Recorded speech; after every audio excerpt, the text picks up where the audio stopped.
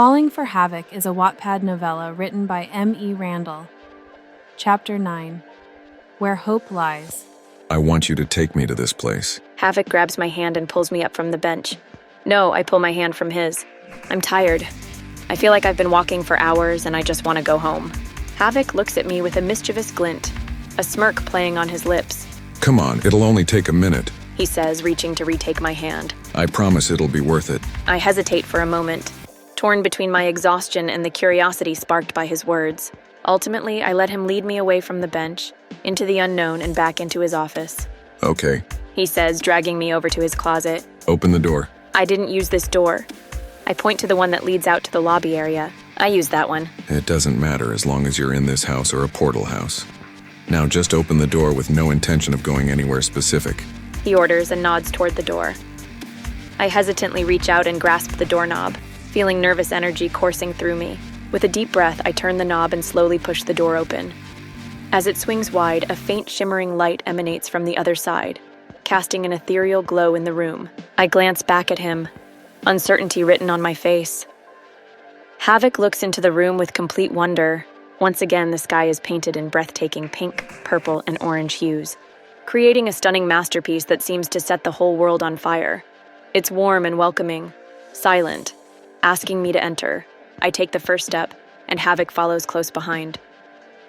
As we walk further into the room, the colors of the sky seem to dance and swirl around us, casting a magical glow over everything in sight. The air is filled with peace and tranquility, as if all the worries and doubts weighing me down just moments ago suddenly melted away. I glance at Havoc, who is in awe of the beauty around us. His eyes are wide with wonder, reflecting the same sense of amazement that I feel deep in my heart. I'm exposing my soul to him, and he loves it. So now what? I ask, unsure of what he was expecting. This is about it, except for the still water and the sunrise sky. That and the mirror. But I'm unsure how to bring that back. Havoc looks around, but I'm not sure at what. The water stretches on forever, and no ripples are leading me anywhere this time. Manifest a desire, something you really want right now. He tells me. That should be simple enough. There is only one thing that I can think of right now. The thought barely crosses my mind before the water starts to shudder. Soon, my bed rises from the sea, completely dry and made just how I left it this morning. A crooked grin slides across Havoc's face as his gaze slowly slides toward me. What exactly are you desiring, Nadine? I glare at him before walking over to the bed and pressing down on it to make sure it's there. Sleep. I'm desiring a really good, solid, nice sleep. I plop down on the bed, happy it holds my weight and isn't secretly water-drenched. I look up at Havoc, who rolls his eyes and looks a little huffy over my answer. So disappointing. Disappointing? I raise an eyebrow at his reaction, not understanding why he would be disappointed in my simple request for sleep. What did you expect me to say? I ask, genuinely curious. Havoc smirks, his eyes twinkling mischievously. Oh, I don't know, maybe something more adventurous, exciting? He prowls closer to me until he's towering above me. I chuckle at his response, shaking my head. Please. You kissed me earlier, got scared, and ran away. You know, for a demon, you're really prudish. Prudish? His brows arch in disbelief, conveying genuine surprise. His gaze sweeps slowly down my body, igniting a warm heat that follows its path, making me acutely aware of every lingering glance. In a sudden, decisive movement, Havoc pushes me back against the soft surface of the bed, his strong hand pinning mine firmly above my head. I gasp, a rush of exhilaration and uncertainty coursing through me as the atmosphere thickens with tension. Who's prudish now? He teases, a playful smirk dancing on his lips. His dark, probing eyes traverse my face, lingering on my lips as if weighing the unspoken possibilities. A warm rush floods my chest, racing my heart like a drumbeat.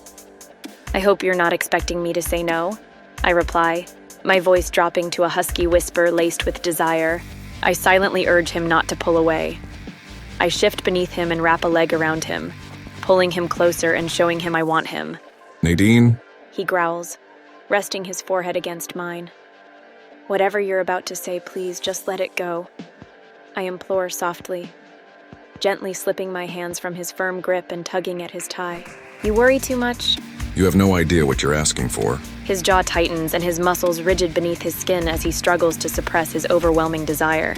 The intensity of his gaze reveals the internal battle, a mix of longing and restraint that hangs heavy in the air between us. Show me, I urge, my fingertips grazing the buttons of his shirt. Slowly, deliberately, I undo them one by one, each clasp releasing not just fabric but a breathless tension. Show me what I'm asking for. In a sudden rush of passion, his lips crash against mine, igniting a spark that takes my breath away. The world around us fades, leaving only the intoxicating heat of our connection and the overwhelming longing we can no longer contain. The urgency to feel his warmth against my skin and to lose myself in this moment overpowers any lingering doubts or inhibitions. Every sensation heightens, and every beat of my heart amplifies the desire to be lost in this embrace, to become entirely intertwined with him. This place is absolutely incredible, Nadine. Havoc remarks with genuine enthusiasm as he settles onto the edge of the plush bed. His toned back, a testament to his dedication to fitness, is prominently displayed as he leans back, the soft fabric of the bedding contrasting with his athletic frame. I want to express my gratitude, as though I've crafted this tranquil room myself. But I hold my tongue, captivated instead by the way he absorbs the beauty of his surroundings. I never want to leave this place. It's so comforting and... He pauses, searching for the right word to encapsulate his feelings. He suddenly seems transformed, sitting in his tailored slacks, radiating a rare sense of peace that adds an unexpected warmth to the room. The soft lighting casts a gentle glow around him, making the moment feel even more intimate. I let out a soft chuckle as I carefully fasten the final button on my blouse, the delicate fabric brushing against my skin. With a playful grin, I crawl across the soft, inviting bed to his side. If that were the case, you would never get anything done. I tease lightly, my voice laced with warmth. Settling down beside him, I gaze out at the expansive sea before us, its tranquil waters shimmering under the golden glow of the rising sun, creating a serene and breathtaking view that seems to stretch on forever. I'm serious. He looks over at me, and for a moment, the weight of everything he's been carrying lifts a bit. His usual look, full of stress and care, suddenly has a calmness. I would love to tell him to stay locked away in this realm forever, but I know the world needs him. Whether they want him or not, they need him. And so am I. I shift to face him. My left leg drops off the bed, touching the water on the ground. Like the rest of this place, it's perfectly tempered comfortably, I must admit. Everything about this place invites you to stay forever. But I know deep down that isn't practical. The world needs you, It doesn't need me. he says, shaking his head with a hint of despair. I sigh deeply, gently taking his chin and turning his face toward mine. There's something my mom always used to tell me, I say softly, searching for the right words to comfort him. Hope can't flourish in soil that's never been plowed. Perhaps the world doesn't appreciate being turned upside down and disrupted, but it still needs you, I say, my voice steady and filled with conviction. I meet his gaze, hoping he can grasp the significance of my words. You have a unique purpose in this world, one that only you can fulfill. Your presence has the potential to inspire change and bring about a deeper understanding of what truly matters. So you're saying I need to get out there and plow the world? A playful smirk curled at the corners of his lips, hinting at both amusement and innuendo. You're incorrigible, I replied dismissively, shaking my head in mock exasperation. But yes, you absolutely should get out there and plow the world.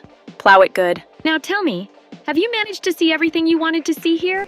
I gestured broadly around the enchanting realm.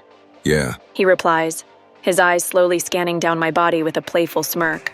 and then some. I let out a soft laugh, shaking my head in disbelief.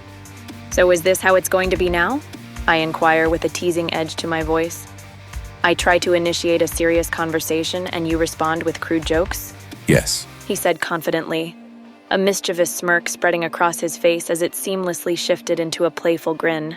You brought this on yourself. You did ask for it. I can't suppress a chuckle at his witty response. A wave of warmth washing over me as I sense an easy familiarity in our playful exchange, as if we had shared countless moments together, weaving a bond that transcended time itself, like old friends who had known each other for longer than forever. If that's all for today, then, Mr. Moros, I think I'll head home now, if I can figure out how to get out of here, It's as simple as locating the right door. Havoc declares. With a swift, deliberate gesture of his hand, a dark mahogany door materializes before us. I quickly grab my discarded heels from the floor, the sharp click echoing as I slip them on. I reach the door with a determined stride, but just as I reach out to grasp the handle, it vanishes into thin air. Confusion washes over me as I turn back to him. Now pulling on his black dress shirt, Havoc gives me a playful smirk that hints at his amusement. Imagine your own door, He instructs, his voice smooth and inviting. but picture my living room instead. Focus intently on the exact spot where you want to go. I huff in frustration, struggling to envision Havoc's living room. As I lose hope, a door emerges gracefully from the shimmering water. Unlike Havoc's usual entrance, this door is strikingly unique. A mirror door adorned with intricate gold trimming that glistens in the light. The door's surface reflects the surroundings, creating an almost surreal blend of reality and illusion and adding a touch of elegance.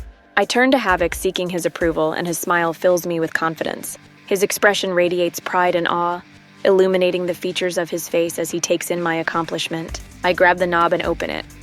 Sure enough, Havoc's living room is on the other side. I leave the room and find myself where his bedroom door would be. I think we should go see Cosmo right now. Havoc insists, trailing behind me as he hastily buttons his shirt.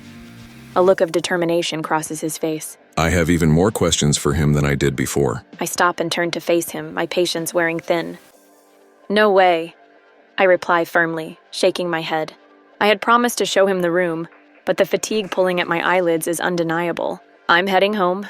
Whatever you need to ask can wait until morning. I can't think straight right now, I think you should move in with me. Havoc says, abruptly halting my steps. I spin around to face him, a mixture of surprise and amusement on my face. I let out a light chuckle, confident that he is joking. But when his expression remains serious, my laughter fades, replaced by a concerned frown. I don't think so, I reply, trying to gauge the sincerity behind his unexpected proposal. There are a lot of strange things happening lately, Nadine. Given the circumstances, it would be safer for you to stay here with me. I crossed my arms and gestured toward the front door, frustration bubbling beneath the surface. The only times anything unusual occurs is when I step through that door, I said, shaking my head. We aren't trapped in a cliché romance novel where the billionaire's secretary moves in with him because some unscrupulous rival CEO has put a hit out on her. Nadine. Good night, Havoc. I'll see you in the morning. Thank you for listening to Chapter 9 of Falling for Havoc. I hope you enjoyed it. If so, please like this video, subscribe to this channel, and hit the bell for more notifications. You can find Fallen for Havoc at wattpad.com or on the Wattpad app. Search for my username, reading_mermaid08, to find this book and many others I have written.